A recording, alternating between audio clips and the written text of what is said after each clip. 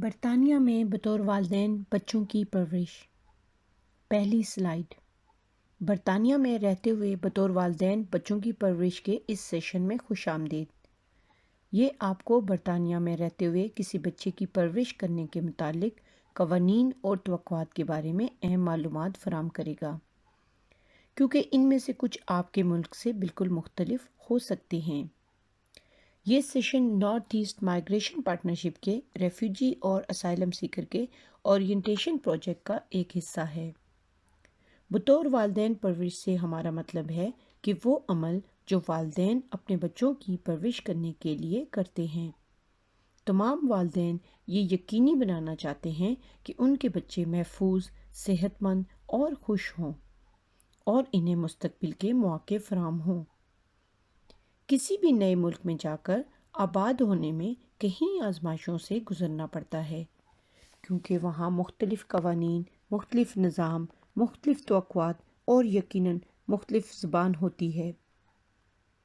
بعض خاندانوں کو اپنے ہی ملک کے خطروں سے بچ نکلنے کی تکلیف بھی برداشت کرنی پڑتی ہے، اور جب وہ اپنے اسائلم کے معاملے پر فیصلے کے منتظر ہوں تو دباؤ اور پریشانی بڑھ جاتی ہے۔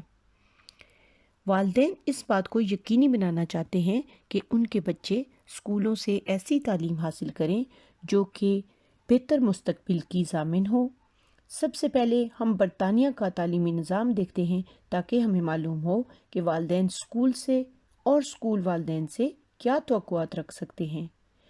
اب ہم بچوں کو جسمانی یا ذہنی نقصان سے بچانے کے لیے وضع کردہ کچھ قوانین اور توقعات پر غور کریں گے، اور اس چیز کی نشاندہی کریں گے کہ والدین بطور سرپرست اپنے بچوں کی نگرانی اور نظم و ضبط کے طریقوں پر کیا اثرات مرتب کرتے ہیں۔ یہ معلومات ان لوگوں سے لی گئی ہے جو خود اسائلم سیکر رہ چکے ہیں، یا پھر جب وہ پہلی بار یہاں پہنچے تو ان کی کیا خواہش تھی۔ انہیں امید ہے کہ اس معلومات سے آپ کو مقامی حکام کے ساتھ پیدا ہونے والی پریشانیوں سے بچنے میں مدد مل سکتی ہے، کیونکہ جو چیز آپ کو معمولی محسوس ہوتی ہے وہ در حقیقت یہاں پر پریشانی پیدا کر سکتی ہے۔ اس میں یہ معلومات بھی موجود ہیں جو کہ مقامی حکام تمام والدین کو دینا چاہتے ہیں۔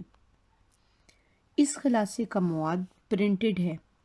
اس کے علاوہ ایک اور کتابچہ جس میں لوکل سروسز کے نمبرز اور تنظیموں کے رابطے کی تفصیلات درج ہیں، جہاں سے والدین کو بوقت ضرورت مشورے اور مدد مل سکتی ہے۔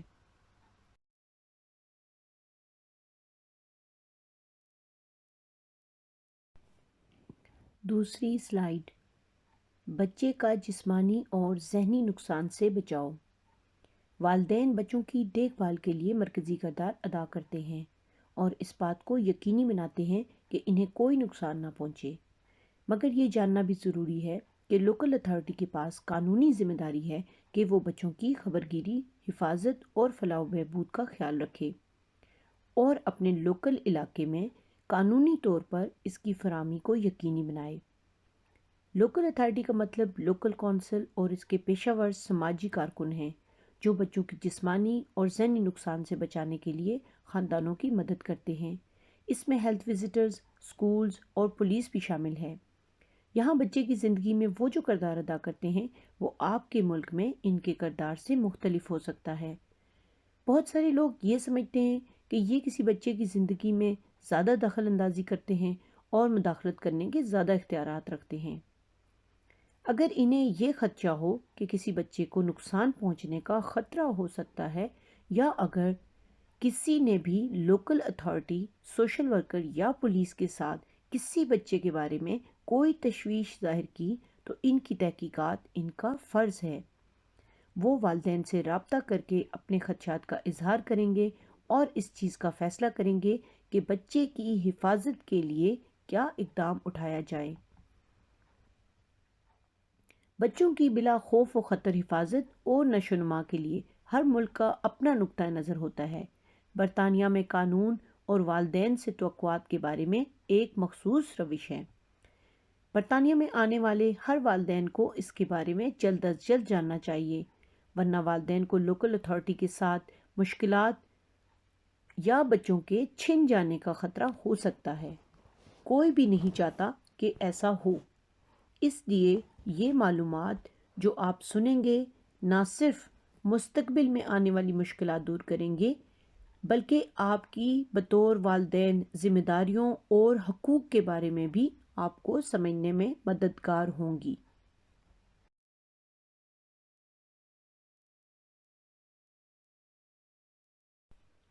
تیسری سلائیڈ، برطانیہ کا تعلیمی نظام۔ سب سے پہلے ہم ان کے تعلیمی نظام کے بارے میں جانیں گے۔ برطانیہ کے قانون کے مطابق بچوں کو 5 سے 16 سال کی عمر تک فل ٹائم تعلیم حاصل کرنی ہے۔ 16 سے 18 سال تک کی عمر کے بچوں کو کسی نہ کسی قسم کی تعلیم یا تربیت حاصل کرنی ہے۔ والدین کو قانونی طور پر یہ بھی یقینی بنانا ہے کہ بچے اسکول جائیں۔ 5 سال سے کم عمر بچوں کو اختیار ہے کہ وہ پری اسکول جائیں، جو کہ نرسری کہلاتی ہے۔ 5 سال سے 11 سال کے بچوں کو لازمی پرائمری اسکول جانا چاہیے۔ 11 سال سے 16 سال کے بچوں کو لازمی سیکنڈری اسکول جانا چاہیے۔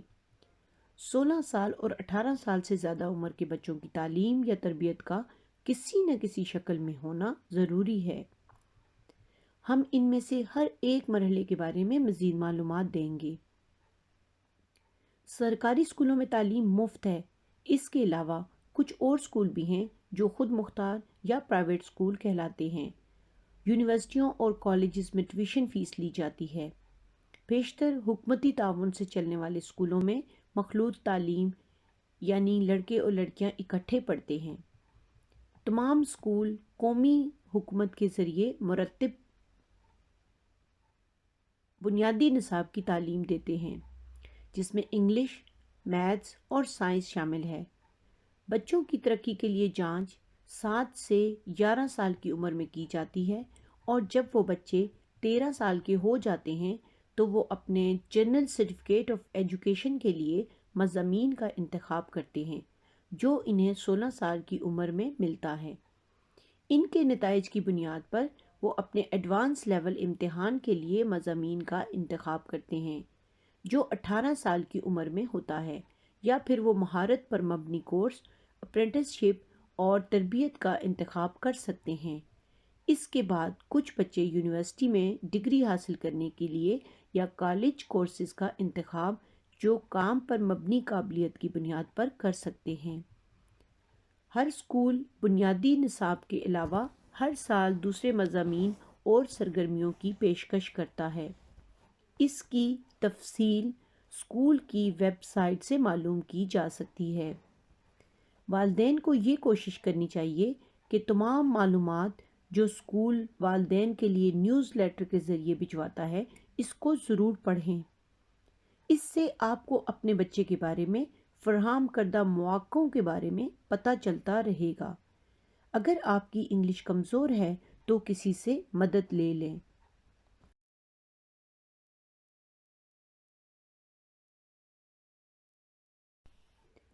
چوتھی سلائیڈ، 5 سال سے کم عمر بچوں کے لیے۔ 5 سال سے کم عمر بچوں کے لیے نرسری پری اسکول تعلیم، جو کہ 5 سال سے کم عمر بچوں کے لیے لازمی نہیں ہے مگر یہ بچوں کو اسکول جانے کے لیے تیار کرتی ہے، جس سے وہ فائدہ اٹھا سکتے ہیں۔ جو خاندان اسائلم سپورٹ پر ہے، ان میں سے کچھ 2 سال کی عمر کے بچوں کے لیے ابتدائی سالوں کی مفت چائلڈ کیئر کے حقدار ہیں۔ تعلیمی سال کے دوران 3 اور 4 سال کے تمام بچے ہر ہفتے 15 گھنٹے کی مفت تعلیم کے حقدار ہیں۔ ان کو نرسری کہتے ہیں، اور بچے اپنی تیسری سالگرہ کے بعد نرسری میں جانا شروع کر سکتے ہیں۔ ہر خاندان جس میں 5 سال سے کم عمر بچہ ہو، انہیں ہیلتھ وزٹر کی سہولت ہوتی ہے، جو بچوں کو گھر آ کر دیکھتے ہیں۔ یہ سہولت بچے کی پیدائش سے لے کر پرائمری اسکول جانے تک میسر ہوتی ہے۔ Health visitor national health services کے لیے کام کرتے ہیں، جو کہ NHS کہلاتا ہے۔ وہ تعلیم یافتہ نرسز اور رجسٹرڈ مڈ وائف ہیں۔ اس کے علاوہ ان کے پاس پبلک ہیلتھ کی اضافی تربیت ہوتی ہے۔ ہیلتھ وزٹرز تمام خاندان کو صحت مند رکھنے میں مددگار ہوتے ہیں اور بچے کی ابتدائی صحت و نشو و نما بچے کو دودھ پلانے اور ابتدائی ٹھوس غذا کے طریقہ کار کے علاوہ ان والدین کی معاونت کرتے ہیں جو پہلی بار والدین بنے۔ آپ کو ان کا مشورہ اپنے پرانے تجربات سے مختلف لگ سکتا ہے۔ مثال کے طور پر برطانیہ میں مشورہ دیا جاتا ہے کہ بچے کو 6 ماہ کی عمر سے ٹھوس غذا دی جا سکتی ہے، جبکہ آپ کا تجربہ اس سے پہلے یا بعد کا ہو سکتا ہے۔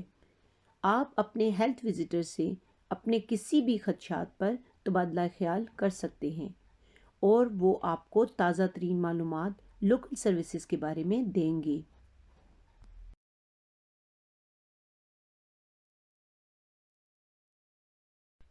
5ویں سلائیڈ، 5 سے 11 سال تک کی تعلیم، پرائمری اسکول۔ نرسری کے بعد بچہ پرائمری اسکول جائے گا۔ بچے جب 5 سال کے ہوں تو وہ فل ٹائم اس اسکول کا تعلیمی سال شروع کریں گے۔ تعلیمی سال ستمبر سے جولائی تک ہوتا ہے۔ اگر آپ کا بچہ ستمبر میں پیدا ہوا ہے تو وہ کلاس میں سب سے بڑا بچہ ہوگا، اور اگر وہ اگست میں پیدا ہوا ہے تو وہ اپنی کلاس میں اپنے ہم جماعتوں میں سب سے کم عمر ہوگا۔ اسکول کے تعلیمی سال کو 3 ٹرمز میں تقسیم کیا گیا ہے: آٹم یعنی خزاں، اسپرنگ یعنی بہار، اور سمر یعنی گرمی، اور ہر ٹرم کے دوران 1 ہفتے کی چھٹی دی جاتی ہے۔ اسکول پیر سے لے کر جمعے تک ہر صبح 8:30 اور 9 کے درمیان شروع ہو کر دوپہر 3:30 اور 4 کے درمیان تک ہوتا ہے۔ جمعے کو جلدی بند ہو سکتا ہے۔ ہر اسکول کا اپنا ٹائم ٹیبل ہوتا ہے۔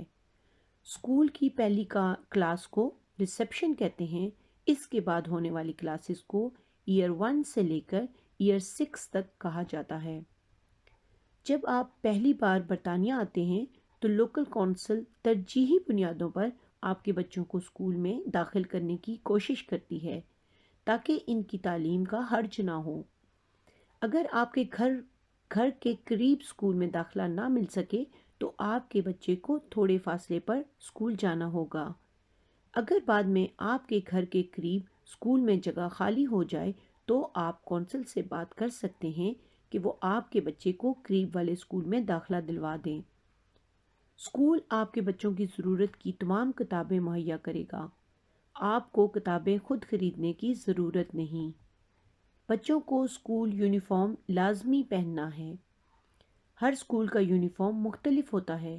آپ نیا یونیفارم یا استعمال شدہ بہت سی دکانوں سے خرید سکتے ہیں۔ آپ کے بچوں کے اسکول اور کئی فلاحی تنظیمیں یہ یونیفارم مہیا کرتی ہیں۔ اگر آپ کو کوئی مشکل ہو تو اسکول کو بتا سکتے ہیں، کیونکہ اگر آپ کا بچہ صاف ستھرے یونیفارم میں اسکول نہ آئے تو اسکول انتظامیہ اسے آپ کی غفلت گردان سکتی ہے۔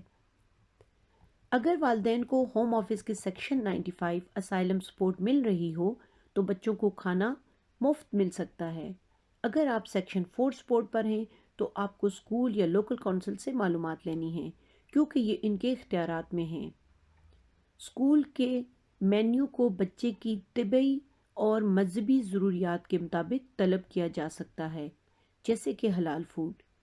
اگر آپ کے بچے کو نقل و حرکت کا مسئلہ یا خصوصی تعلیم کی ضرورت ہے تو وہ مفت ٹرانسپورٹ کا اہل ہو سکتا ہے۔ ان کی یہ اہلیت 5 سال کی عمر کے بعد شروع ہوگی۔ اس کے علاوہ 5 سے 16 سال کی عمر کے تمام بچے اپنے گھر سے نزدیک ترین اسکول جو کہ 2 میل کے فاصلے پر ہو وہ 8 سال کی عمر سے حاصل کرنے کے مجاز ہوں گے، جبکہ 8 سال سے زائد عمر کے بچے 3 میل کے فاصلے پر یہ سہولت حاصل کر سکتے ہیں۔ اگر آپ کا بچہ 16 سال سے بڑا ہے تو کونسل 6 فارم کالج میں سفر کرنے کے اخراجات بھی اٹھا سکتی ہے، جس کی مکمل تفصیلات کے لیے ان سے رابطہ کرنا چاہیے۔ 16 سال سے کم عمر بچے انڈر 16 ٹریول کارڈ خرید کر کم قیمت کرائے کی سہولت حاصل کر سکتے ہیں۔ اس کے لیے بچے کی تصویر اور عمر کا ثبوت چاہیے تاکہ بوقت ضرورت ان کو یہ دیکھنا پڑ سکتا ہے۔ اسکول بچوں کے ہوم ورک کو مرتب کرتے ہیں اور والدین سے یہ توقع کرتے ہیں کہ وہ وقت پر مکمل کرنے کے سلسلے میں اپنے بچوں کی مدد کریں گے۔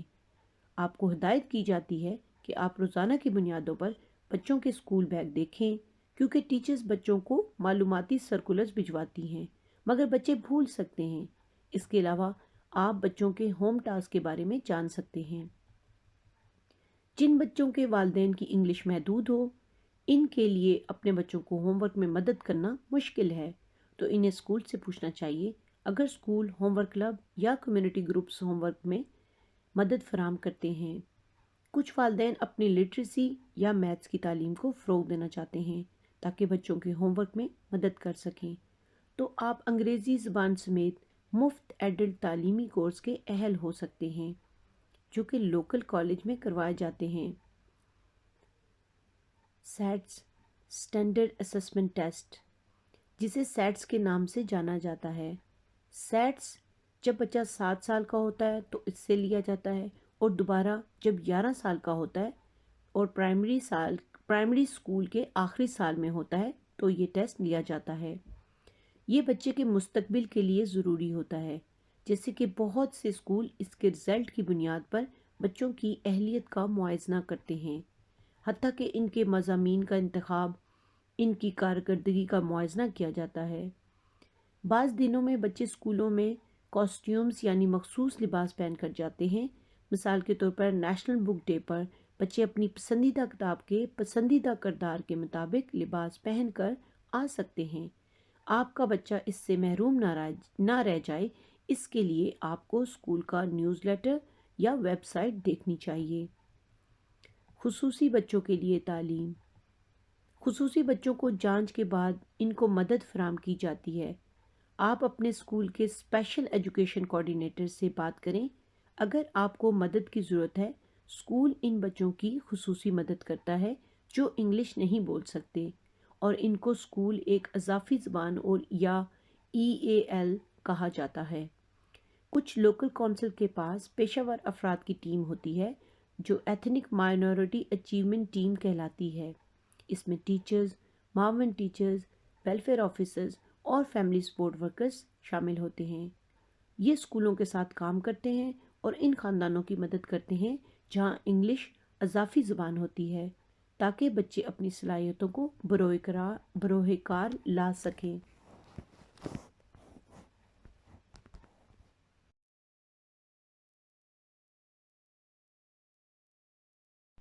چھٹی سلائیڈ، اسکول میں حاضری۔ والدین کی قانونی ذمہ داری ہے کہ ان کا بچہ 5 سال کی عمر سے اسکول جائے، اور اس میں ان کی رضامندی ضروری نہیں۔ تمام اسکول ہر روز بچوں کی حاضری کی نگرانی کرتے ہیں۔ اسکول سے غیر حاضری کا مطلب ہے کہ بچہ پڑھائی میں پیچھے رہ سکتا ہے۔ والدین کا مقصد بچوں کی 100% حاضری کو یقینی بنانا ہے۔ والدین اسکول کو مطلع کیے بغیر یا کسی معقول وجہ کے بغیر بچوں کو گھر میں نہیں رکھ سکتے۔ اگر کوئی بچہ کسی معقول وجہ کے بغیر چھٹی کرتا ہے تو اسکول اسے بنا اجازت غیر حاضری گردانتا ہے۔ اگر کوئی بچہ لگاتار غیر حاضر رہتا ہے تو اسکول انتظامیہ گھر جا کے بچے کا پتہ کروا سکتی ہے۔ اگر والدین کو بچوں کو لگاتار اسکول بھیجنے میں کوئی مدد درکار ہے تو اسکول اس سلسلے میں مدد کر سکتا ہے، ورنہ لوکل کونسلرز اپنے قانونی اختیارات کے ذریعے جرمانے اور کورٹ آرڈر بھجوا سکتا ہے تاکہ والدین کو بچے کی حاضری کو یقینی بنائیں۔ بس یہ بہت ضروری ہے کہ والدین اسکول انتظامیہ سے بات چیت کرتے رہیں۔ والدین کو اسکول میں صبح 8:30 تک فون کر لینا چاہیے اگر بچہ بیمار ہے یا اس دن اسکول نہیں جا سکتا، یا اگر بچہ کسی وجہ سے اسکول دیر سے جائے، یا اگر بچہ کسی اور معقول وجہ کے باعث اسکول جانے سے قاصر ہے۔ اور اگر بچے کو کھیلتے ہوئے چوٹ لگ گئی ہے تو والدین کی ذمہ داری ہے کہ وہ سارا واقعہ بیان کریں کہ ایسا کیسے ہوا۔ آپ کو انگلش کے وہ الفاظ استعمال کرنے کی کوشش کرنی چاہیے جو آپ کے بچوں کے غیر حاضر ہونے کی اطلاع دینے کے لیے استعمال کرنے کی ضرورت ہو، تاکہ آپ آنسرز فون پر کوئی پیغام چھوڑ سکیں۔ ہینڈ آؤٹس میں کچھ تجاویز ہیں۔ ہر اسکول میں چھٹیاں مقرر ہوتی ہیں اور والدین ان کے علاوہ بچوں کو کہیں نہیں لے کر جا سکتے۔ اس کے علاوہ کسی بھی چھٹی کے لیے بچوں کو اسکول سے اجازت لینی ہوتی ہے، کیونکہ چھٹیاں دینا یا نہ دینا اسکول انتظامیہ کا اختیار ہے۔ برائے مہربانی اپنے مذہبی تہواروں کی چھٹی کے لیے اسکول کو پہلے سے آگاہ کریں، مثلاً عید، دیوالی اور نوروز وغیرہ۔ آپ کو اگر کوئی اپوائنٹمنٹ بنانی ہے تو اسکول سے چھٹی کے بعد بنائیں، جیسے ڈاکٹرز۔ اسکول والدین کو سرگرمیوں میں شامل کرنا چاہتا ہے۔ یہ اہم ہے کہ آپ اسکول سے ایک تعلق رکھیں تاکہ آپ اپنے بچے کی کامیابی میں مددگار ثابت ہوں۔ والدین کو پیرنٹس ایوننگ میں ضرور جانا چاہیے، جہاں آپ اپنے بچے کی کارکردگی کے بارے میں اساتذہ سے بات کر سکتے ہیں، کوئی سوال کر سکتے ہیں، یا اگر آپ کو کوئی پریشانی ہے تو اس کا ذکر کر سکتے ہیں۔ اس کے علاوہ آپ دیگر والدین سے بھی مل سکتے ہیں۔ اس کے علاوہ جب آپ اپنے بچے کو اسکول چھوڑنے یا لینے جاتے ہیں تو بھی آپ ٹیچر سے بات کر سکتے ہیں۔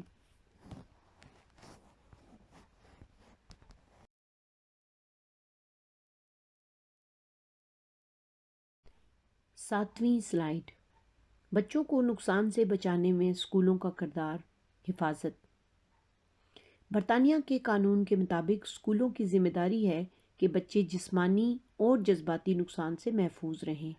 یہ والدین کے لیے بھی کارآمد ہے کہ وہ جانیں کہ اسکول اپنی دفاعی ذمہ داریاں کس طرح فراہم کرتا ہے۔ اسکول بدسلوکی یا نظر اندازی کے ممکنہ علامات کی نگرانی کرنے کا مجاز ہے، جیسے کہ اگر بچہ گندا ہو، بھوکا ہو یا بہت زیادہ تھکا ہوا ہو اور کلاس کی سرگرمیوں میں حصہ نہ لے رہا ہو، یا اگر بچے میں کوئی ایسا رویہ سامنے آئے جس سے وہ پریشان ہو، غصے میں ہو یا اسکول کی سرگرمیوں میں حصہ نہ لے رہا ہو، یا اگر بچے کے جسم پہ تشدد کا کوئی نشان ہو یا کوئی زخم ہو، یا اگر بچے کے اسکول آنے اور جانے کے راستے محفوظ نہ ہوں، یا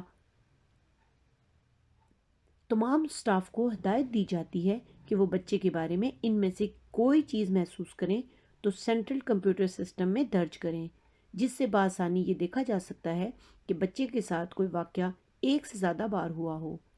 اگر بچے کا ریکارڈ یہ بتاتا ہے کہ وہ ایک سے زائد بار بھوکا یا گندا اسکول گیا تو اسکول والدین سے رابطہ کرتا ہے تاکہ معلوم ہو سکے ایسا کیوں ہوا۔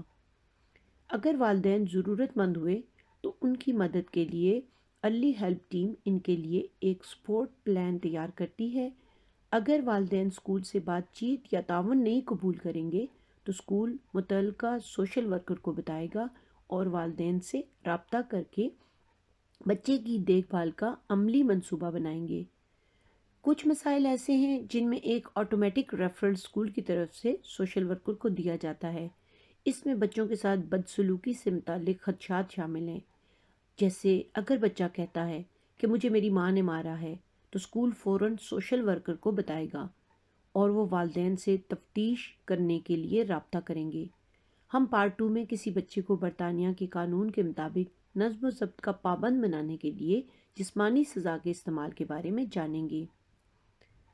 جو بھی مسائل ہوں، اگر والدین اپنا کردار ادا نہیں کرتے تو مداخلت بڑھ سکتی ہے، اور اگر وہ مدد کی پیشکش قبول نہیں کرتے اور اپنے کام کے طریقہ کار کو تبدیل نہیں کرتے تو بالآخر ان کے بچوں کی دیکھ بھال کے لیے انہیں والدین سے چھین کر لوکل اتھارٹی کے حوالے کیا جا سکتا ہے۔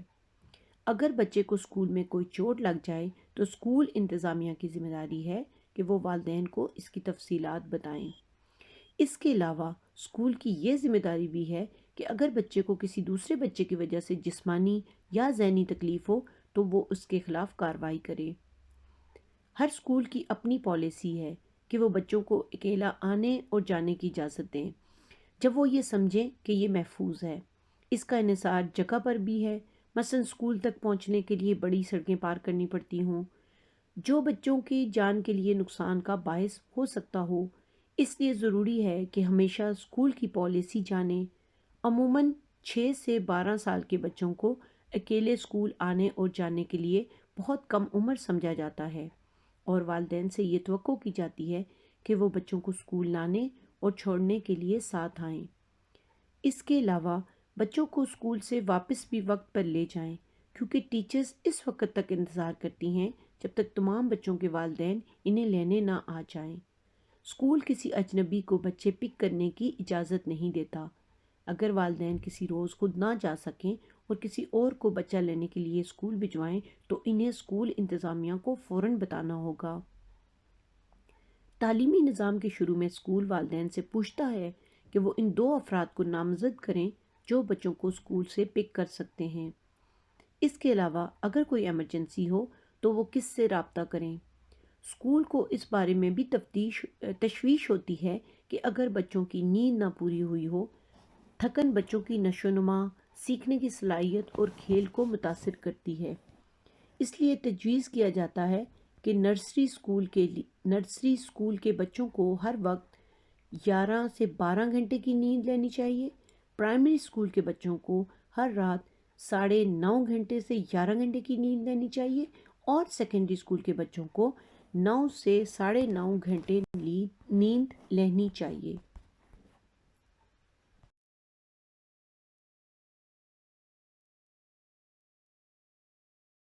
8ویں سلائیڈ، 11 سے 16 سال کی تعلیم، سیکنڈری اسکول۔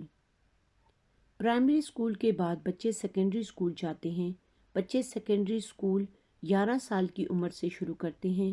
یہ ایئر 7 سے شروع ہو کر ایئر 11 پر ختم ہوتا ہے، جب بچے ان کی عمر 16 سال ہوتی ہے۔ اسکول پلیسز خود بخود مختص نہیں ہوتی، آپ کو اسٹیٹ اسکول کے لیے آن لائن یا پھر کونسل کی درخواست کے ذریعے اپلائی کرنا ہوتا ہے۔ اگرچہ آپ دوسری کونسل کے علاقے میں اپلائی کرنا چاہیں تب بھی آپ کو اپنی لوکل کونسل کے ذریعے ہی درخواست دینا ہوگی۔ کونسل آپ کو یہ گارنٹی نہیں دیتی کہ جس اسکول میں آپ اپلائی کر رہے ہیں وہیں پر آپ کے بچے کو داخلہ ملے گا، حتیٰ کہ آپ اس اٹیچمنٹ ایریے میں رہ رہے ہوں یا آپ کا دوسرا بچہ اس اسکول میں ہو، کیونکہ اس کا انحصار اسکول کی درخواستوں کی تعداد پر ہے۔ آپ ایتھنک مائنورٹی اچیومنٹ ٹیم سے فارم بھرنے میں مدد، معلومات، فیصلہ سازی سے متعلق پوچھ سکتے ہیں۔ اس کے علاوہ اگر آپ کو کوئی فیصلہ غیر منصفانہ لگے تو آپ ان کے فیصلے کے خلاف اپیل بھی کر سکتے ہیں۔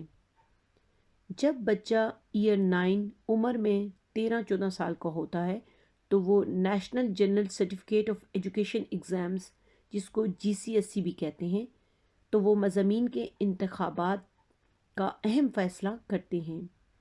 GCSEs کے امتحانات ایئر 11 کے آخر میں ہوتے ہیں، جب بچے کی عمر 15 یا 16 سال ہوتی ہے۔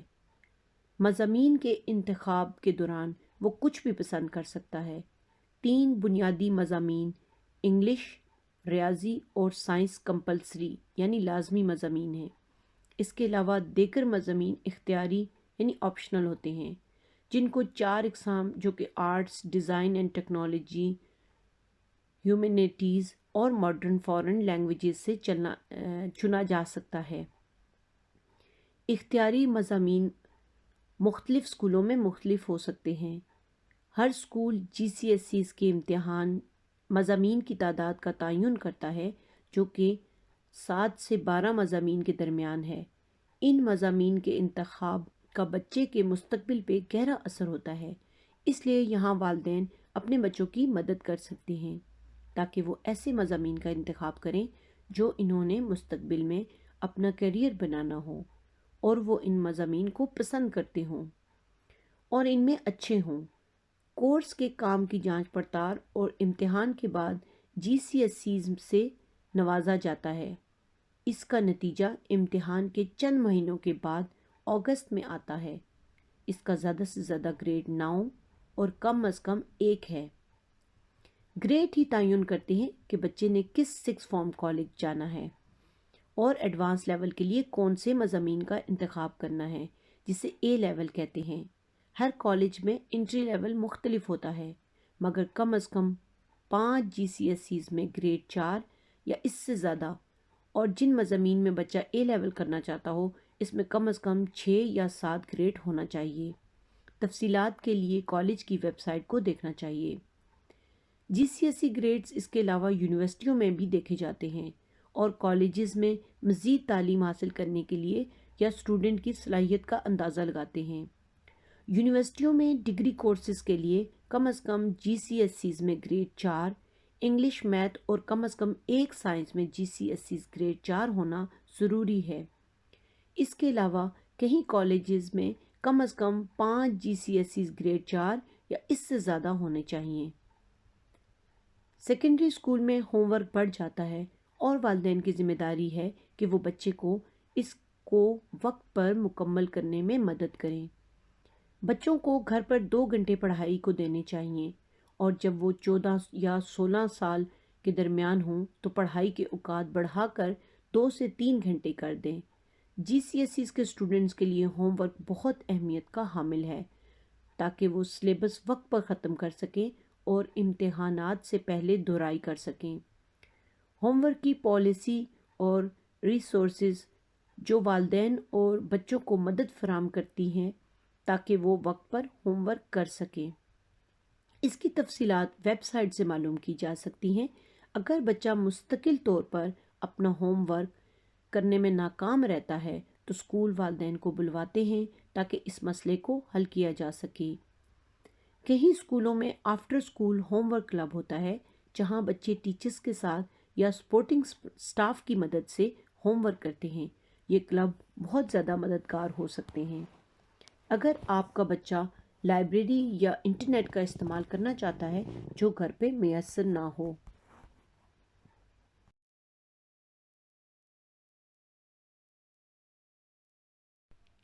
نویں سلائیڈ، تعلیم اور ٹریننگ 16 سے 18 سال کے لیے۔ 16 سال کے بعد سے 18 سال تک کی عمر تک بچوں کو مندرجہ ذیل میں کسی کا انتخاب کرنا ضروری ہے۔ انہیں ہر حال میں کسی 6 فارم کالج میں A لیول کے لیے یا کسی ہنر کی تعلیم جیسے کہ نیشنل ووکیشنل کوالیفیکیشن NVQs میں فل ٹائم داخلہ لینا ہے، یا وہ پیشہ ورانہ مہارت سے اپرینٹس شپ یا ٹریننگ شپ شروع کر سکتے ہیں۔ یہ تعلیم کے ساتھ ساتھ ٹریننگ ہوتی ہے۔ اپرینٹس شپ جو کہ 5 سال تک ہو سکتی ہے، اس میں ایک نوجوان پڑھائی کے ساتھ ساتھ کمائی کر سکتا ہے۔ ٹریننگ شپ 6 ماہ تک ہو سکتی ہے۔ یہ کام کے تجربے کا ایک ایسا کورس ہے جس میں ایک شخص کام کے لیے عملی طور پر تیار ہوتا ہے، یا ایک ہفتے میں یا پارٹ ٹائم یا پھر اپنی تعلیم یا ٹریننگ کے ساتھ ساتھ 20 گھنٹے سے زائد کام کر سکتے ہیں۔ زیادہ تر اسٹوڈنٹس جو یونیورسٹی جانا چاہتے ہیں ان کو یہ 3 A لیولز لینا ہوتے ہیں جو یونیورسٹی میں جگہ ملنے کی کم از کم معیار ہے۔ کچھ اسٹوڈنٹس زیادہ سے زیادہ 5 A لیولز لے لیتے ہیں، مگر ایک A لیول کے لیے بہت محنت درکار ہوتی ہے، ہوم ورک کرنا ہوتا ہے۔ ضروری ہے کہ 3 A's سے زیادہ حاصل کرنے کے لیے غیر نصابی سرگرمیاں کم کی جائیں۔ A لیول کورسز 2 سالہ دورانیہ کے ہوتے ہیں جو کہ ایئر 12 اور 13 کو کور کرتے ہیں۔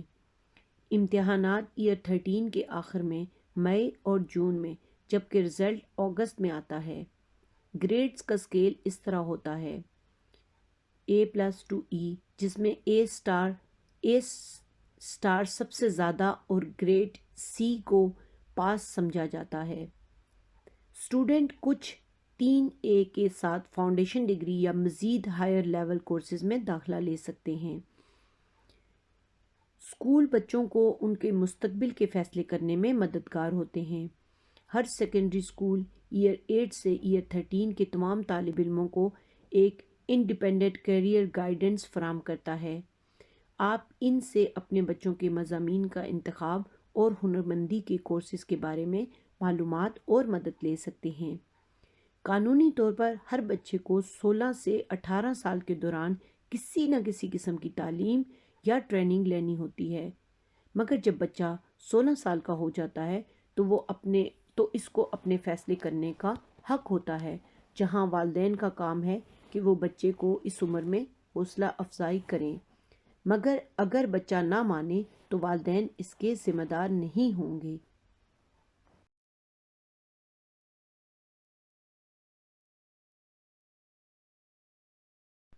دسویں سلائیڈ، تعلیم 18 سال کے بعد۔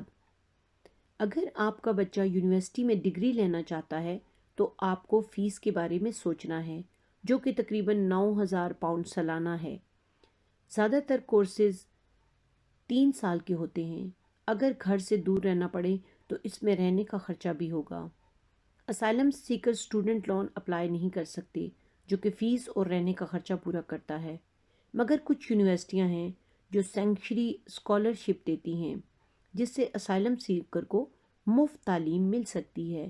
اس کے لیے یونیورسٹی کی ویب سائٹس یا گوگل چیک کریں۔ نارتھ ایسٹ ریجن کی 5 یونیورسٹیوں میں سے چند ہی سینکچری اسکالرشپس دیتی ہیں۔ زیادہ تر اسٹوڈنٹ اپنے اے لیول کے نتیجے سے پہلے ہی یونیورسٹیوں میں داخلہ لے سکتے ہیں، لہٰذا وہ 6 فارم کالج چھوڑنے کے بعد ستمبر میں یونیورسٹی شروع کر سکتے ہیں۔ آپ کا بچہ 6 فارم یا آن لائن کے ذریعے یونیورسٹی میں داخلہ لے سکتا ہے۔ اگر آپ کو ہوم آفس سے لیو ٹو ریمین مل چکی ہو یا آپ کا بچہ 18 سال کا ہو گیا ہو تو آپ اسٹوڈنٹ لون کے بارے میں مدد لے سکتے ہیں۔ اگر آپ کا بچہ اپنی اپرینٹس شپ اور ٹرینی شپ کے ساتھ ساتھ مزید پڑھنا چاہتا ہے تو آپ کو کالج سے رابطہ کرنا چاہیے کہ وہ کون سی تعلیم مفت حاصل کر سکتا ہے۔ اگر بچے کو مفت یونیورسٹی یا کالج میں داخلہ نہ مل سکے تو وہ بہت مایوس ہوگا، جبکہ اس کے دوست اعلیٰ تعلیم حاصل کر رہے ہوں اور اس کو کام کی اجازت نہیں ہوگی، جبکہ آپ اپنے کیس کے فیصلے کے انتظار کر رہے ہوں۔ ایسے میں اس کو کچھ ایسا کرنا چاہیے جو مثبت ہو، جیسے کہ اس کو رضاکارانہ مواقع پر غور کرنے میں ان کی مدد کرنا۔ رضاکارانہ کام آپ کے مستقبل کے راستے کھولتے ہیں۔ اس کے علاوہ یہ نوجوانوں کو ذاتی ریفرنسز بھی بنانے میں مدد دیتے ہیں اور ان کو مستقبل کے بارے میں مثبت رکھتے ہیں۔ مقامی رضاکارانہ دفاتر میں مواقع کے بارے میں معلومات کریں۔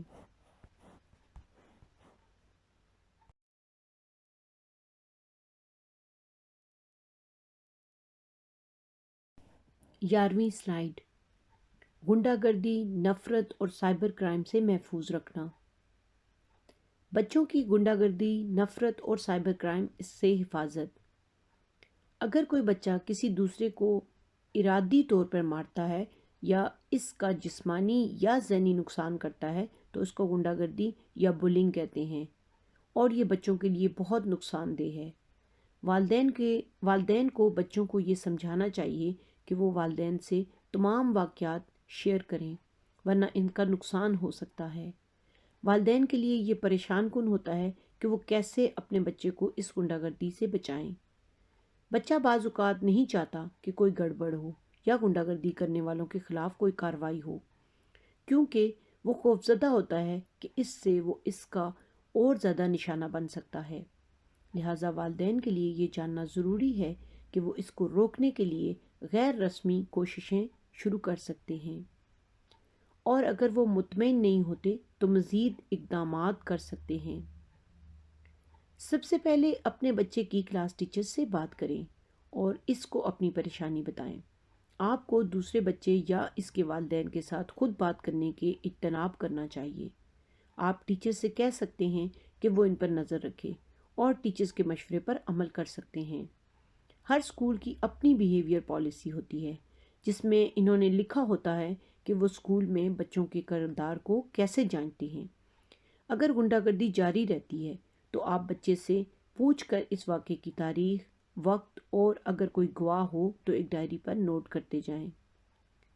آپ ٹیچر سے فالو اپ میٹنگ کی درخواست کر سکتے ہیں یا ہیڈ ٹیچر سے بھی مل سکتے ہیں۔ اسکول کی ذمہ داری ہے کہ وہ اپنے اسٹوڈنٹ کی حفاظت کریں۔ اگر مسلسل بلنگ جاری ہے جبکہ آپ نے اسکول انتظامیہ کو بتا دیا تو اس کا مطلب ہے کہ اسکول اپنی ذمہ داری سے غفلت برت رہا ہے۔ بالآخر آپ اسکول کے خلاف ایک شکایت درج کروا سکتے ہیں کہ اسکول نے آپ کے مسئلے کو صحیح طریقے سے حل نہیں کیا۔ اگر آپ کا بچہ بلنگ کی وجہ سے اسکول جانے سے خوفزدہ ہو تو جب تک آپ اسکول انتظامیہ کو یہ نہیں بتائیں گے کہ بچہ اسکول کیوں نہیں جا رہا، اسکول والدین کے خلاف کارروائی کر سکتا ہے کہ وہ بچے کو اسکول بھیجنے میں ناکام رہے۔ اس کے علاوہ آپ ایتھنک مائنورٹی اچیومنٹ ٹیم سے بھی مداخلت کے بارے میں کہہ سکتے ہیں تاکہ یہ بلنگ یا غنڈہ گردی ختم ہو۔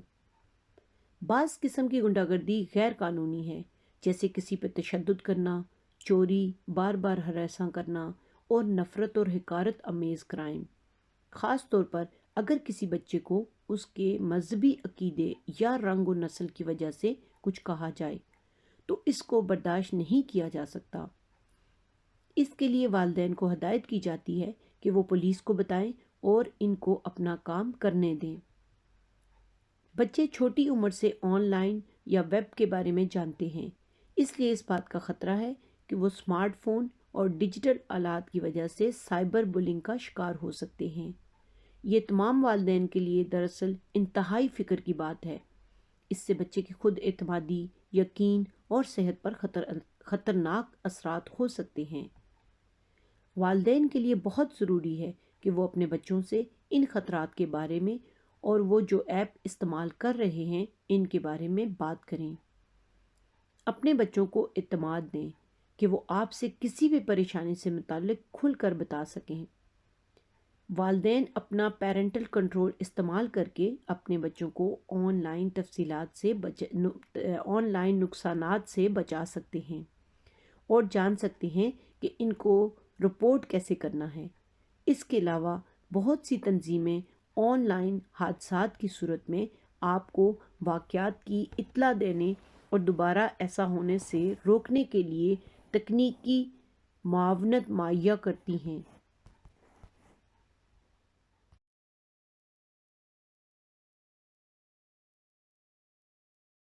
12ویں سلائیڈ، بچوں کو قانون کے دائرے میں رہنا سکھانا۔ کسی بھی ملک میں کچھ بچے ایسے ہوتے ہیں جو معاشرے میں بگاڑ پیدا کرتے ہیں اور دوسروں کے کاموں میں دخل اندازی کرتے ہیں، اور حکام کے پاس ان سے نمٹنے کے مختلف طریقے ہیں۔ بعض بچے ایسے کام کرتے ہیں جس سے دوسروں کو نقصان پہنچے، مثال کے طور پر کسی عوامی جگہ پہ شور مچانا یا دھمکانا، گرافٹی کا اسپرے کرنا، دوسروں کے ساتھ زبانی بدسلوکی کرنا اور جان بوجھ کر املاک کو نقصان پہنچانا۔ برطانیہ میں اس کو اینٹی سوشل بیہیویئر یا غیر معاشرتی سلوک کہا جاتا ہے۔ ایسے غیر معاشرتی سلوک کرنے والے نوجوانوں کے خلاف پولیس کارروائی کرتی ہے، اور اگر وہ قانون پر عمل نہیں کرتے تو سزا میں اضافہ ہوتا ہے۔ آپ کے بچوں کو 18 سال کی عمر سے پہلے ہی شراب خریدنے کی اجازت نہیں ہے۔ 18 سال سے کم عمر کسی کو بھی شراب بیچنا اور خریدنا غیر قانونی ہے۔ سگریٹ نوشی کے لیے کم از کم قانونی عمر 16 سال ہے، لیکن کسی بچے کو 18 سال سے پہلے سگریٹ خریدنے کی اجازت نہیں، لہٰذا شراب اور سگریٹ فروخت کرنے والے دکاندار 25 سال سے کم عمر نظر آنے والے ہر فرد کو اپنی عمر ثابت کرنے کے لیے شناخت ظاہر کرنے کا کہہ سکتے ہیں۔ جو کوئی بھی غیر قانونی منشیات کا استعمال، خرید یا فروخت کرتے ہوئے پکڑا گیا، اسے گرفتار کیا جا سکتا ہے۔ والدین کو اپنے بچوں کو کسی بھی پارسل کو لے جانے یا کسی تک پہنچانے کے خطرات سے آگاہ کرنا چاہیے۔ کچھ منشیات فروخت جان بوجھ کر اپنی منشیات کی فراہمی کے لیے بچوں کو استعمال کرتے ہیں، کیونکہ وہ جانتے ہیں کہ پولیس کی بچوں کی طرف توجہ کا امکان کم ہے۔ وہ پہلے بچوں کو مفت دوائیں دیتے ہیں اور پھر مطالبہ کرتے ہیں کہ وہ ان کے لیے منشیات فراہم کریں، اور اگر انکار کریں تو انہیں مارنے کی دھمکی دیتے ہیں۔ پولیس والدین کو اس بارے میں زیادہ سے زیادہ سمجھنے میں مدد دے سکتی ہے۔ اگر آپ اپنے بچے کے بارے میں فکر مند ہیں تو آپ ان سے مدد لے سکتے ہیں تاکہ یہ جان سکیں کہ بچے کی حفاظت کیسے کرنی ہے۔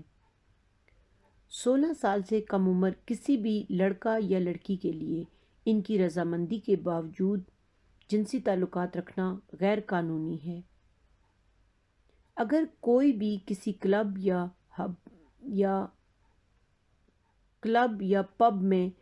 پب میں ہو تو ضروری نہیں کہ اس کے بارے میں فرض کیا جائے کہ وہ 16 سال سے زیادہ عمر کا ہے۔ 16 سال سے زیادہ عمر والے کسی کے ساتھ جنسی تعلقات ہمیشہ ان کی رضامندی کے ساتھ ہونے چاہیے۔ رضامندی کے بغیر جنسی سرگرمیوں کو ریپ یعنی عصمت دردی یا جنسی حملہ گردانا جائے گا، جو کہ جرم ہے اور اس کی سزا 15 سال تک کی قید ہو سکتی ہے۔ برطانیہ میں شادی کی کم از کم عمر 16 سال ہے، تاہم والدین کی رضامندی لازمی ہے۔ والدین کی رضامندی کے بغیر 18 سال کی عمر میں شادی کی اجازت ہے۔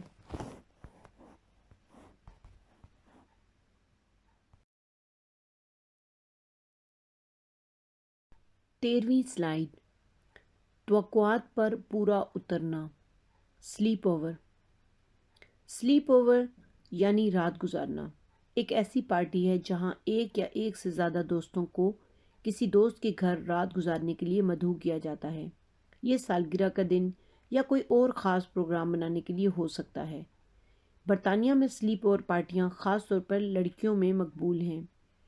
زیادہ تر بچے انہیں اپنے بچپن کی زندگی کا ایک اہم حصہ سمجھتے ہیں، لہٰذا آپ کے لیے ضروری ہے کہ آپ تیار رہیں کہ اگر آپ کے بچے کے پاس سلیپ اوور دعوت ہے یا آپ کا بچہ اپنے دوستوں کی دعوت کے لیے کوئی انتظام کرنے کو کہتا ہے تو آپ کیا جواب دیں گے۔ یقیناً یہ فیصلہ والدین خود کریں گے کہ آیا وہ اپنے بچے کو سلیپ اوور کی اجازت دیں گے یا نہیں۔ یقیناً یہ بات بہت سے والدین کے لیے پریشان کن ہو سکتی ہے کہ ان کے بچہ ایسے لوگوں کے ساتھ رہے جہاں وہ جانتے تک نہیں آیا یہ محفوظ بھی ہیں یا نہیں۔ لہٰذا اگر آپ نہیں چاہتے کہ آپ کا بچہ سلیپ اوور کے لیے جائے تو آپ اس کے لیے متبادل سرگرمیوں کے بارے میں سوچیں جس سے آپ اپنے بچے کو دوسرے بچوں کے ساتھ دوستی کی طرف راغب کر سکتے ہیں۔ مثال کے طور پر اس کے دوستوں کے لیے دن کے اوقات میں کھیلنے کا اہتمام کریں۔ اگر آپ اپنے بچے کو سلیپ اوور کی اجازت دیتے ہیں تو اس بات کو یقینی بنائیں کہ آپ کے بچے کی حفاظت کے پیش نظر میزبانی کرنے والے والدین کا پتہ اور ٹیلی فون نمبر اپنے پاس رکھیں۔ آپ انہیں اپنے بچے کے کھانے یا میڈیکل ضرورت کے بارے میں ضرور بتائیں۔ اگر آپ سلیپ اوور کی میزبانی کر رہے ہیں تو یاد رکھیں کہ بچوں کو شام کو 8 بجے کے بعد کیبل اور اسکائی چینلز پر 9 یا 1 سے 5 چینل پر دکھائے جانے والے پروگرامز نہیں دیکھنے چاہیے، کیونکہ یہ پروگرام زیادہ تر بالغوں کے لیے ہوتے ہیں۔ کچھ اسکول بھی سلیپ اوور کا اہتمام کرتے ہیں اور وہ سلیپنگ بیگز بھی مہیا کرتے ہیں اور اساتذہ پوری رات وہاں موجود رہتے ہیں تاکہ بچوں کی نگرانی ہر وقت ہو سکے۔ بچے جدید ترین فیشن کی چیزیں جیسے بہترین سمارٹ فون یا ٹرینرز رکھنے کے خواہش مند ہوتے ہیں۔ جب آپ سیاسی پناہ کی سپورٹ لے رہے ہوتے ہیں تو آپ کو کام کرنے کی اجازت نہیں ہوتی اور آپ کے لیے یہ مشکل ہوتا ہے کہ یہ مہنگی اشیاء خرید سکیں۔ ایسے میں بچوں کو بہت مایوسی کا سامنا کرنا پڑتا ہے اگر انہیں بتایا جائے کہ ان کے پاس اپنے اسکول کے دوستوں کی طرح چیزیں نہیں ہو سکتی ہیں۔ لہٰذا آپ کے لیے بہتر ہے کہ آپ اپنے بچوں سے بات کریں اور انہیں اپنے خاندان کے مالی صورتحال کی وضاحت کریں۔ جب تک آپ اپنے سیاسی پناہ کے دعوے کے فیصلے کے منتظر ہیں، اس سے ان کی توقعات کا نظم و نسق قائم کرنے میں مدد ملے گی، لہٰذا وہ یہ نہیں سمجھیں گے کہ والدین جان بوجھ کر انکار کر رہے ہیں۔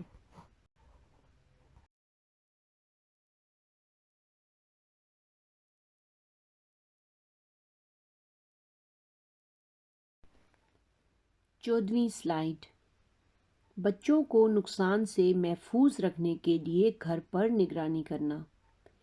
اس سیکشن کے دوسرے حصے میں ہم ان اختلافات پر نظر ڈالیں گے جو برطانیہ میں آئے ہوئے نئے والدین برطانیہ کے قانون میں دیکھتے ہیں کہ یہاں کیسے بچوں کی نگرانی اور گھروں میں نقصان سے بچایا جا سکتا ہے۔ کیا میں آپ کی توجہ طلب کر سکتی ہوں کیونکہ یہ واقعی اہم فرق ہے اور آپ کا جاننا انتہائی ضروری ہے۔ جن بچوں کی نگرانی نہیں کی جاتی ان کو نقصان کا زیادہ خطرہ ہوتا ہے کیونکہ وہ نہیں جانتے کہ خطرے سے کیسے بچنا ہے یا کس پر اعتماد کرنا ہے۔ اگر والدین کسی بچے کی نگرانی میں ناکام ہوتے ہیں تو اس سے بچے کو نقصان پہنچتا ہے اور اس کو آپ کی غفلت گردانا جائے گا۔ برطانیہ میں والدین کی نگرانی کے بارے میں قومی رہنمائی موجود ہے، اور یہ اس سے مختلف ہو سکتی ہے جو آپ کرتے رہے ہیں۔ مثلاً آپ بیبیز اور چھوٹے بچوں کو 15 منٹ کے لیے بھی اکیلا نہیں چھوڑ سکتے، حتیٰ کہ آپ سامنے والی دکان سے واپس آ جائیں۔ 12 سال سے کم عمر بچے اتنے بھی سمجھدار نہیں ہوتے کہ وہ تنہا رہ جائیں یا چھوٹے بچوں کی دیکھ بھال خود سے کر سکیں یا بغیر کسی نگرانی کے خود سے کھانا بنا سکیں۔ 16 سال سے کم عمر بچوں کو رات کو تنہا نہیں چھوڑنا چاہیے۔ 16 سال سے زائد عمر کے بچوں کو زیادہ وقت تک یا ایک سے زیادہ راتوں کے لیے اکثر تنہا نہیں چھوڑنا چاہیے۔ لہٰذا والدین کو بچوں کو بغیر نگرانی کے چھوڑنے کے بارے میں احتیاط سے سوچنے کی ضرورت ہے، چاہے وہ گھر ہو، کار ہو، بغیر کسی بڑے کی موجودگی میں پارک یا پلے گراؤنڈ ہو، یا پھر بچوں کو کسی بھی جگہ جیسے کہ اسکول یا کسی کے دوست کے گھر اکیلا بھیج دینا۔ قانون کسی ایسی عمر کی وضاحت نہیں کرتا جب آپ کسی بچے کو اپنے طور پر چھوڑ سکتے ہوں، کیونکہ بچے مختلف شرح سے بالغ ہوتے ہیں، لیکن کسی بھی بچے کو ایسی جگہ چھوڑنا جہاں خطرہ ہو یا خطرہ ہو سکتا ہو قانوناً جرم ہے۔ اگر لوکل اتھارٹی کو بغیر نگرانی کے بچوں کے بارے میں اطلاعات موصول ہوتی ہیں تو اس کی تحقیقات کرنا فرض ہے۔ ایک سوشل ورکر آپ سے اس سلسلے میں مل کر تبادلہ خیال کرتا ہے، اور اگر اس بات کو یقینی بناتا ہے کہ بچے کو خطرے میں نہیں رکھا گیا۔ پولیس اگر یہ محسوس کرے کہ آپ کے کسی اقدام سے بچوں کو خطرہ لاحق ہو سکتا ہے تو وہ آپ کے خلاف قانونی کارروائی کرنے کے مجاز ہیں۔ اپنے بچے کو کہیں بھی تنہا چھوڑنے سے پہلے یہ فیصلہ کریں کہ آپ کا بچہ کتنا سمجھدار ہے۔ اگر ایک بچہ گھر میں بڑا ہے تو اس کا ہرگز یہ مطلب نہیں کہ وہ اپنی یا دوسرے بچوں کی دیکھ بھال کے لیے تیار ہے۔ اپنے آپ سے پوچھیں، کیا آپ کا بچہ جانتا ہے کہ کسی ہنگامی صورتحال میں کیا کرنا ہے؟ یا اگر کوئی غیر متوقع یا خوفناک واقعہ ہو جائے تو کیا وہ اس سے نمٹنے کے قابل ہے؟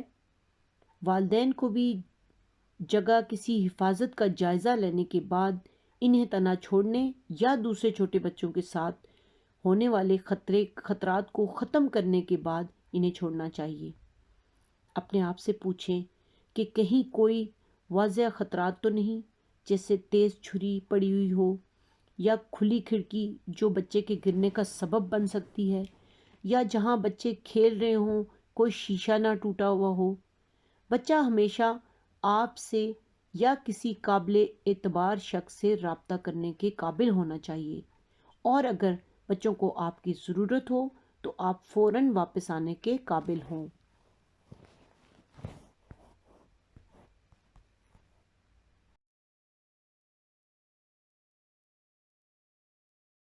15ویں سلائیڈ، گھر سے باہر بچوں کی نگرانی کرنا۔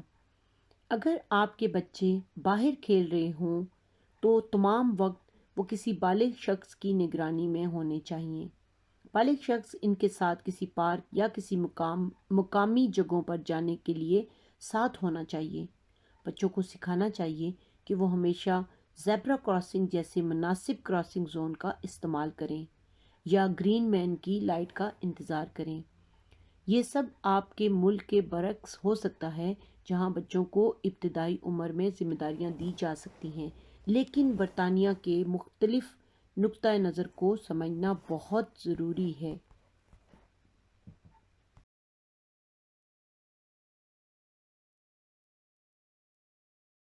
16ویں سلائیڈ، بچے اور گاڑی کے بارے میں قانون۔ آپ اپنے بچے کو گاڑی میں کبھی بھی حتیٰ کہ 5 منٹ کے لیے بھی اکیلا نہیں چھوڑ سکتے۔ اگر آپ کی گاڑی میں کوئی بھی 18 سال سے کم عمر بچہ ہے تو بچوں کی صحت کی خاطر گاڑی میں سگریٹ نوشی غیر قانونی ہے۔ کسی کو بھی سگریٹ نوشی کرنے سے روکنے میں ناکام ہونا بھی غیر قانونی ہے، حتیٰ کہ قانون تب بھی لاگو ہوتا ہے اگر کھڑکیاں اور سن روف کھلی ہوئی ہوں یا آپ کے پاس ایئر کنڈیشن موجود ہو، اور چاہے آپ کار کے دروازے کھول کر ہی کیوں نہ بیٹھے ہوں۔ البتہ ای سگریٹ پر قواعد لاگو نہیں ہوتے۔ اسی وجہ سے حتیٰ کہ اسکول کے میدانوں میں سگریٹ نوشی کی اجازت نہیں ہے۔ برطانیہ کے قانون کے مطابق کار میں سفر کے دوران بچوں کو ہر حال میں بچوں کی سیٹ استعمال کرنی چاہیے جو ان کی عمر، قد اور وزن کے مطابق ہو۔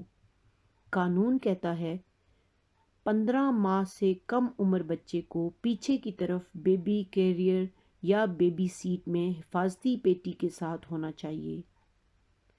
15 ماہ کی عمر کے بعد بچے آگے کی طرف چلڈرن کار سیٹ حفاظتی پیٹی کے ساتھ استعمال کرنی چاہیے، اور انہیں یہ سیٹ اس وقت تک استعمال کرنا چاہیے جب تک ان کی عمر 12 سال یا قد 135 سینٹی میٹر نہ ہو جائے، یا ان میں سے جو بھی پہلے ہو۔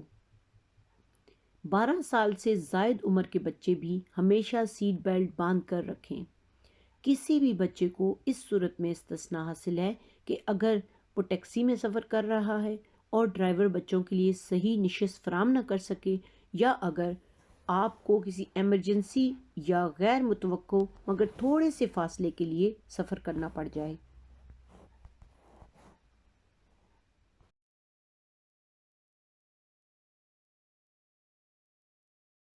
17ویں سلائیڈ، بچوں کے نظم و ضبط کے بارے میں قوانین۔ برطانیہ کا قانون بچوں کو نقصان سے بچانے کے بارے میں اور ڈسپلن سکھانے کے طور طریقوں کو بھی متاثر کرتا ہے۔ اگر آپ مقامی حکام یہ جان لیں کہ کسی بچے کو نظم و ضبط قائم کرنے کے لیے جسمانی سزا دی جا رہی ہے تو آپ کو بہت سی پریشانیوں کا سامنا کرنا پڑتا ہے۔ بہت سے ممالک میں یہ سمجھا جاتا ہے کہ بچوں کو نظم و ضبط سکھانے کے لیے جسمانی سزا جیسے تھپڑ یا تماچا مارنا قابل قبول ہے۔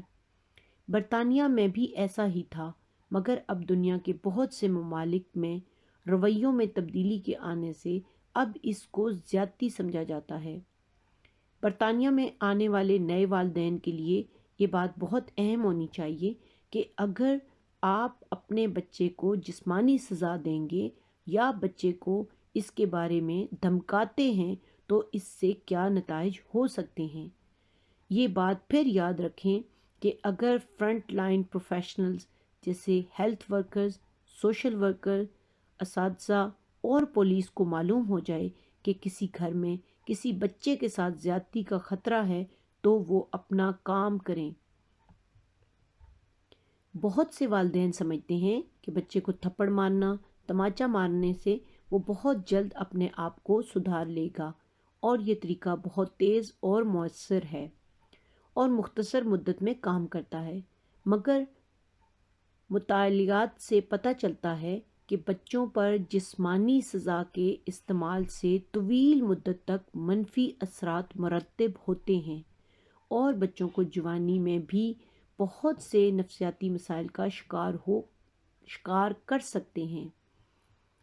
بچوں کو بدسلوکی پر مارنے سے آپ ان کو اکسانے پر مجبور کرتے ہیں کہ تشدد ہی کسی مسئلے کے حل کا واحد راستہ ہے یا کسی کو اپنی مرضی کے مطابق کروانا ہے۔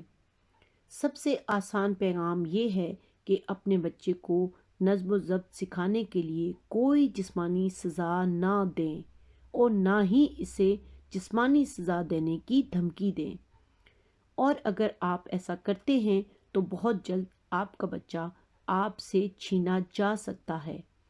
اگر آپ اپنے بچوں کو کسی چیز سے مارتے ہیں یا اس کو چمچے یا بیلٹ دکھا کر ڈراتے اور دھمکاتے ہیں اور اسے مارنے کی دھمکی دیتے ہیں تو آپ اپنا بچہ اپنے ہاتھوں ہی کھو دیں گے۔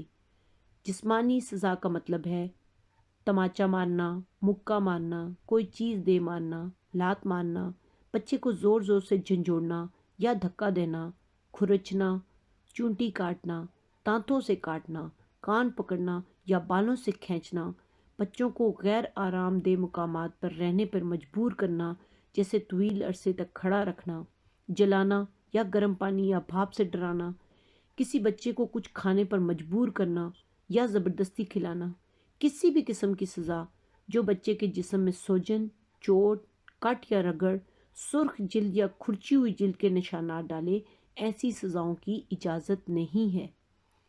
بچے سے بدسلوکی کے واقعات کی اطلاع مقامی حکام کو کوئی بھی دے سکتا ہے، چاہے اس نے خود دیکھا ہو یا کسی دوسرے سے سنا ہو۔ اگر لوکل سروسز کو کسی بھی بچے کی جسمانی سزا یا بدسلوکی کی اطلاع ملے تو وہ قانونی طور پر رپورٹ بنانے کے مجاز ہوتے ہیں۔ رپورٹس کے ذریعے ہی سوشل ورکر یا پولیس دورہ کرتی ہے اور تفتیش شروع کرتی ہے۔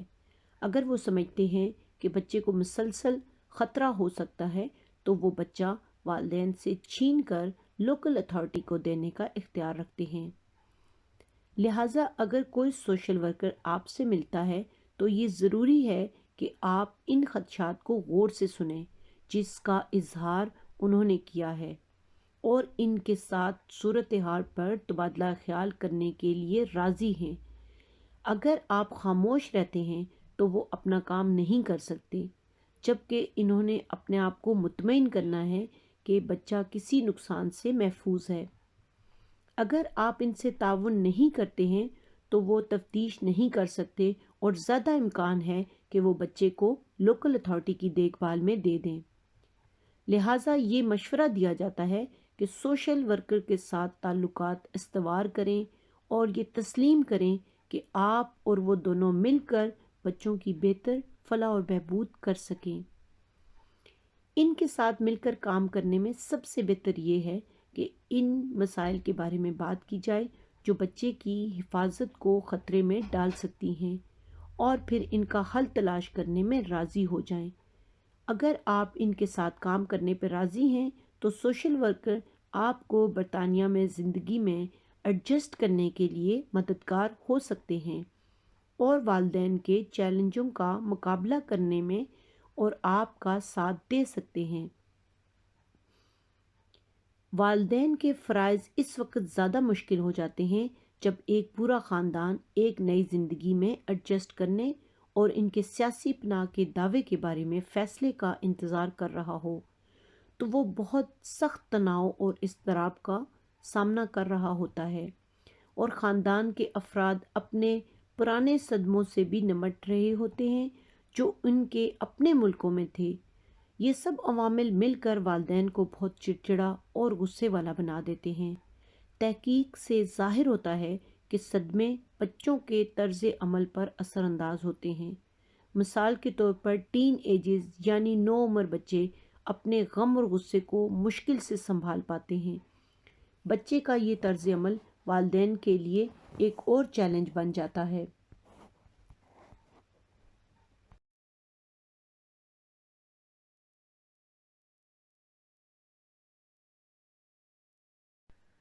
18ویں سلائیڈ، متبادل طریقے سے بچے کے طرز عمل کو منظم کرنا۔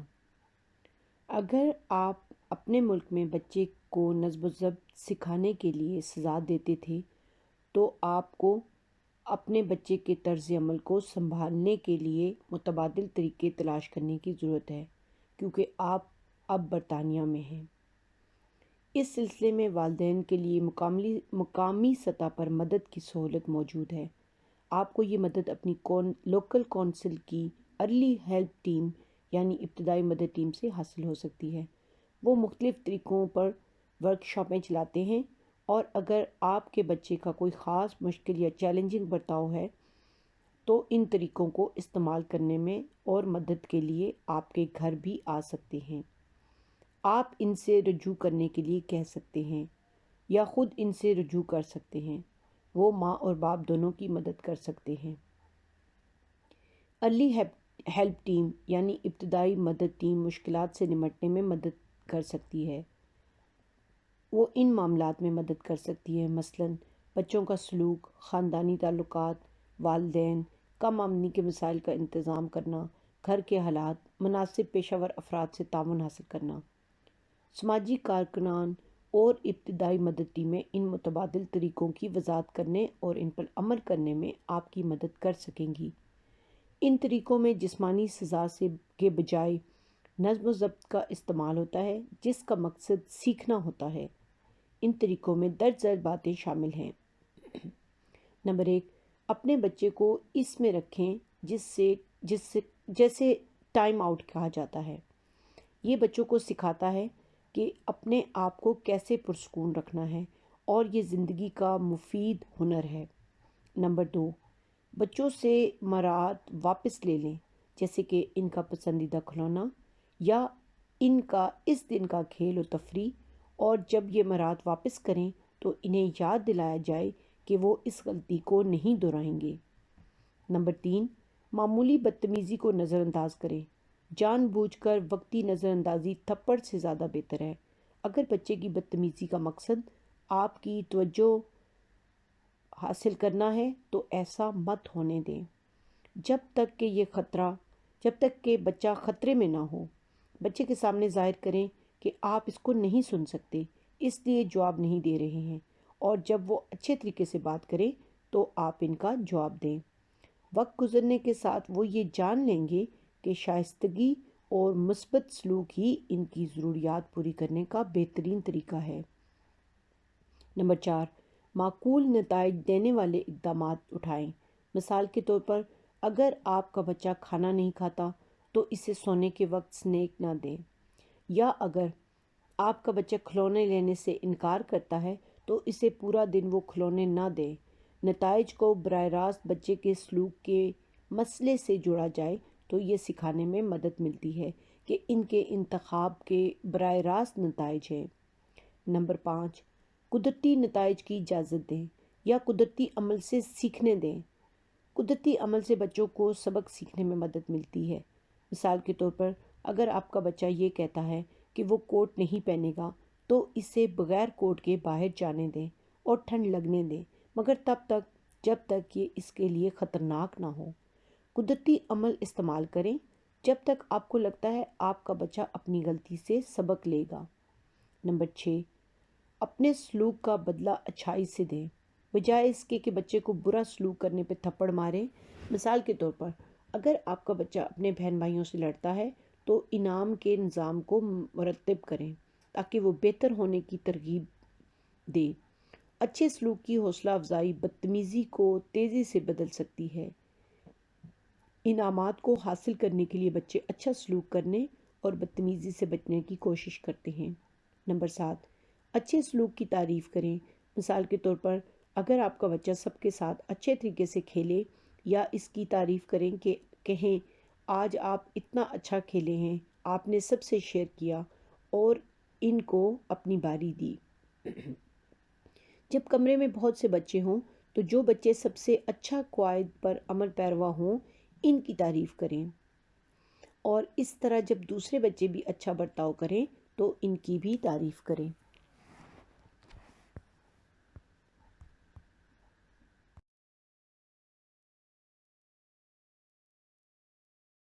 19ویں سلائیڈ، گھر میں والدین کے مابین تعلقات۔ شواہد سے پتہ چلتا ہے کہ شوہر اور بیوی کے مابین بدسلوکی یا پرتشدد طرز عمل سے بچے کو نقصان ہوتا ہے، چاہے بچہ اس زیادتی کا اصل نشانہ نہ ہو۔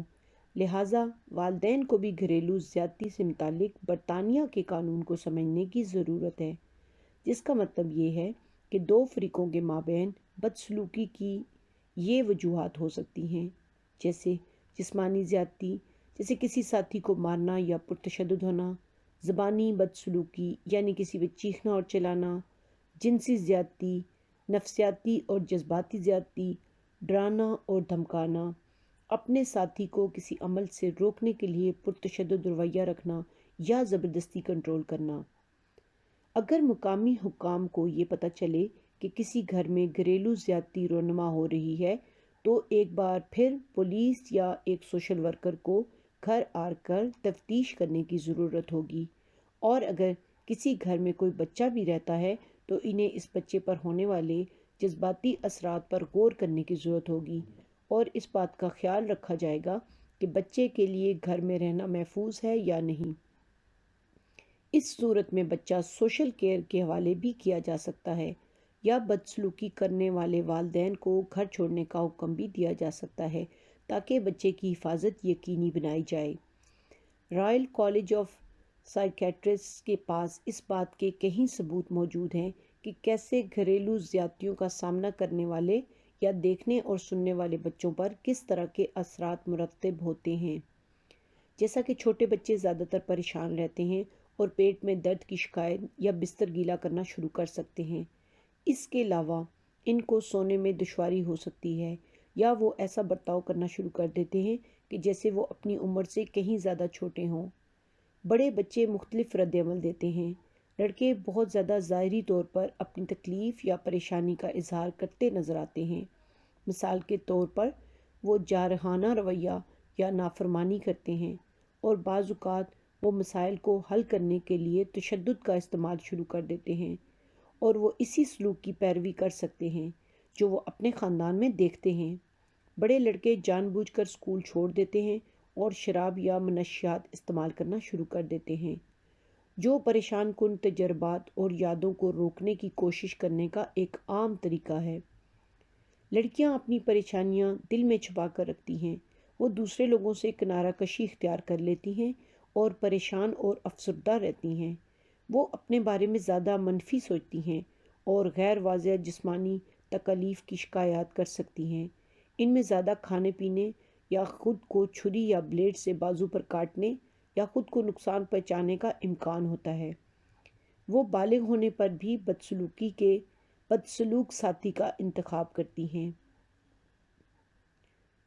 Post traumatic stress dis order کے نام کی علامات کسی بھی عمر کے بچے میں ہو سکتی ہیں۔ انہیں خوفناک خواب، فلیش بیک، دباؤ کا شکار، سر درد اور جسمانی تکلیف کی شکایت ہو سکتی ہے۔ گھریلو تشدد اور بدسلوکی کا سامنا کرنے والے بچے اکثر اسکول میں برا سلوک کرتے ہیں۔ گھر میں ان کے خوفناک تجربات سے اسکول میں توجہ مرکوز کرنا مشکل ہو جاتا ہے، اور اگر وہ اپنے زیادتی کرنے والے والدین کو تنہا چھوڑنے کے بارے میں پریشان ہوں تو اسکول جانے سے انکار کر سکتے ہیں۔ ایک بار پھر یاد رکھیں کہ جوڑے جنہوں نے اپنے گھر واپس جانے کا موقع کھو دیا ہے اور وہ اپنی پناہ کے فیصلے کا انتظار کرتے ہوئے تناؤ اور اضطراب کا سامنا کر رہے ہیں، پہلے کی نسبت جلد غصے کا شکار اور چڑچڑے ہو جاتے ہیں، خاص کر اگر وہ ہر وقت گھر پر رہتے ہیں۔ اس لیے ضروری ہے کہ آپ لوکل سوشل نیٹ ورک اور سماجی ایکٹیویٹیز میں حصہ لیں۔ اس سے آپ کو اپنی زندگی میں تناؤ کو سمجھنے میں، سنبھالنے میں مدد مل سکتی ہے۔ آپ ان کے بارے میں معلومات اپنی لوکل رہائش فراہم کرنے والی کی ویلکم پیک اور مائیگریشن پارٹنرشپ کی ویب سائٹ سے حاصل کر سکتے ہیں۔ گھریلو زیادتی کا شکار کوئی بھی شخص مائیگرینٹ ہیلپ کے ذریعے چلائی جانے والی AIRE ہیلپ لائن کے ذریعے اور متاثرین کی مدد کے لیے قائم کردہ ماہر خدمات سے مدد حاصل کر سکتا ہے۔ ہینڈ آؤٹ میں مزید معلومات موجود ہیں۔ گھریلو زیادتیوں کو روک کر آپ اپنے بچے کی حفاظت کو یقینی بنا سکتے ہیں۔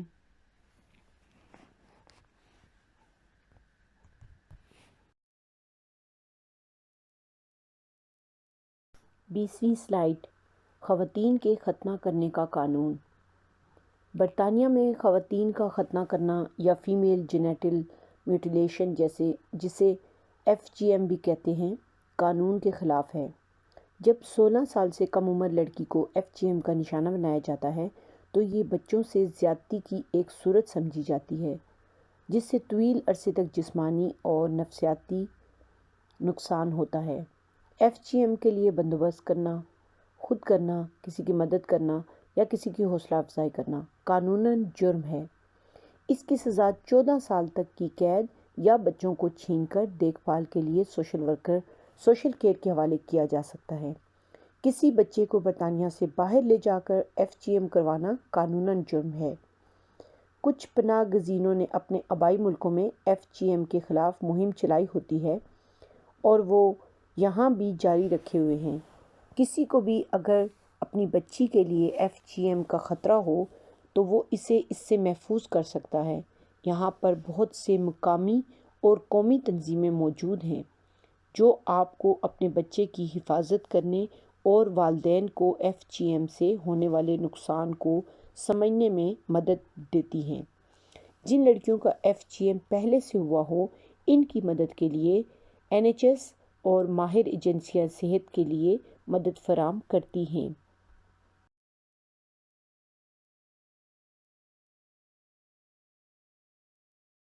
21ویں سلائیڈ، بچے کی آواز یعنی اس کا حق۔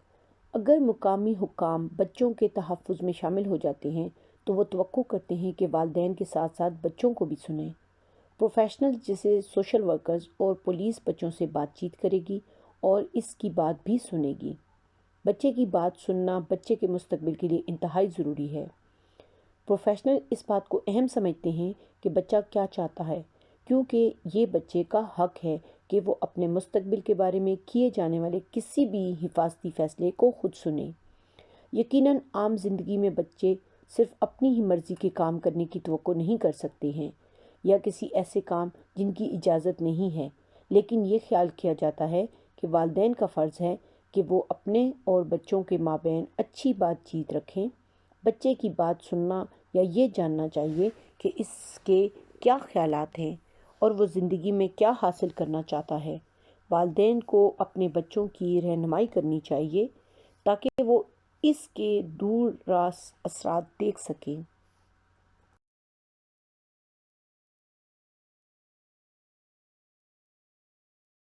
22ویں سلائیڈ، والدین کے حقوق۔ اگر آپ چائلڈ پروٹیکشن کیس میں ملوث ہو جاتے ہیں تو آپ کو والدین، ماں اور باپ دونوں کی حیثیت سے اپنے قانونی حقوق کا پتہ ہونا چاہیے۔ آپ کو ترجمان کی سہولت حاصل کرنے کا حق ہے تاکہ یہ یقینی بنائیں کہ آپ کو جو معلومات سماجی کارکن ایک دستاویزات کے ذریعے دے رہے ہیں وہ آپ بخوبی سمجھ رہے ہیں، اور اسی طرح آپ ان کو اپنے جذبات کی بھرپور وضاحت کر سکتے ہیں۔ آپ کو کسی بھی دستاویز پر دستخط کرنے کے لیے دباؤ محسوس نہیں کرنا چاہیے جب تک آپ پر یہ واضح نہیں ہو جاتا کہ اس میں کیا ہے، اور اگر آپ اس پر دستخط کر لیتے ہیں تو اس کے کیا نتائج ہوں گے۔ سوشل ورکرز کو آپ کی قانونی نمائندگی کے حقوق اور اس تک رسائی حاصل کرنے کے طریقوں سے آگاہ کرنا چاہیے۔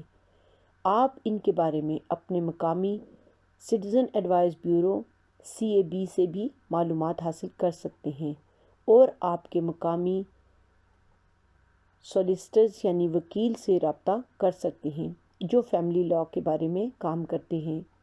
ایک وکیل اس لیے اہم ہے کیونکہ وہ آپ کی بات سنے گا اور آپ کی مقامی کونسل کو آپ کے نقطہ نظر کی وضاحت کرنے میں مدد کرے گا۔ جب کسی بچے کو نگہداشت میں لیا جاتا ہے تو اس کے بارے میں قانون بہت پیچیدہ ہوتا ہے۔ آپ کا وکیل آپ کو اس کی وضاحت کر سکتا ہے اور یہ یقینی بناتا ہے کہ آپ کی مقامی کونسل قانون کی پیروی کر رہی ہے۔ جو لوگ ہوم آفس کی اسائلم سپورٹ میں ہیں وہ لیگل ایڈ اسکیم کے ذریعے مفت میں اس قانونی نمائندگی تک رسائی حاصل کر سکتے ہیں۔ آپ کو ہمیشہ اپنے حقوق جاننے اور قانونی نمائندگی تک رسائی حاصل کرنے کے لیے جلدی کرنی چاہیے تاکہ وقت پر سب کچھ ہو۔